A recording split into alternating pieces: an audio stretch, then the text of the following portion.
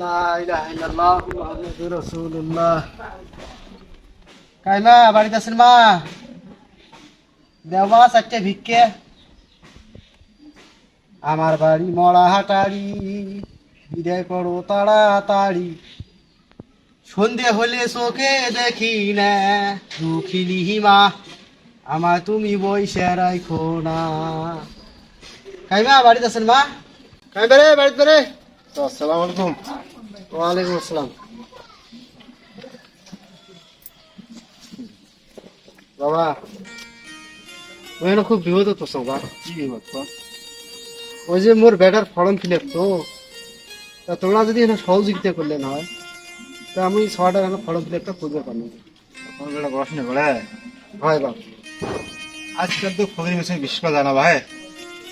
ও দাদা তোমরা কেমন করলেন? আচ্ছা না হোক, যদি পড়াশোনা করে বড় হয়। বাপ, তোমার জন্য দোয়া থাকলে বাপ। আচ্ছা আল্লাহ দিলে আল্লাহ তোমার মঙ্গল করবে। আচ্ছা ঠিক আছে। আচ্ছা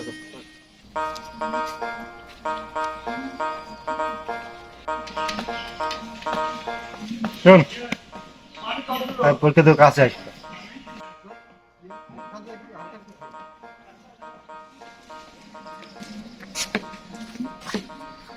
রে লোকটা মনে হয় আমার ডাকতেছে। ওকে না, আমি যাই, আমাকে ডাকতেছে। তোর ডাকতেছে কি? তুমি এখানে কেন? বাপ, ওই যে তোর ওই যে ফর্ম ফিল আপটা জোগাড় করছো না, সেটা হারিয়ে আসবে। এখানে আসা লাগবে? ফোনে দিলেই তো হতো। বাপ ওই চিন্তা ভাবনা করলুম যে তোর তো অনেকদিন দেখাও হয় না তোর সাথে, তুমি তো টাকাটাও দিয়ে আসো, তোর সাথে মনে হয় দেখাও হোক, এই জন্য আসো। তাড়াতাড়ি যাও। কে দোস্ত? কে রে নি?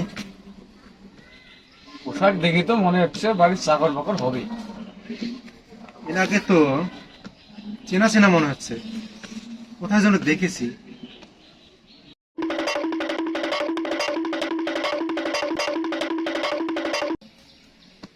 ও চিনেছি, আপনি তো ভিক্ষে হন তাই না? হয় বাপ, মুই ফকির,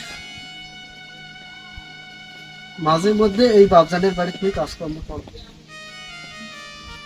তাই এবার ওই বাপে ও যে টাকা দিয়ে পাবে দিছি, এবার নাকি ফলন সেই টাকা দিনের জন্য আসতো। বাপে এই পাসপোর্টটা থাক।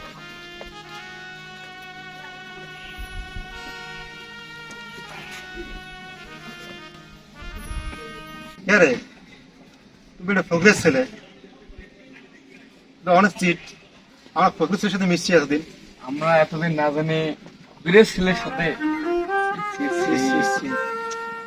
চল আর এখানে থাকবে, চলো।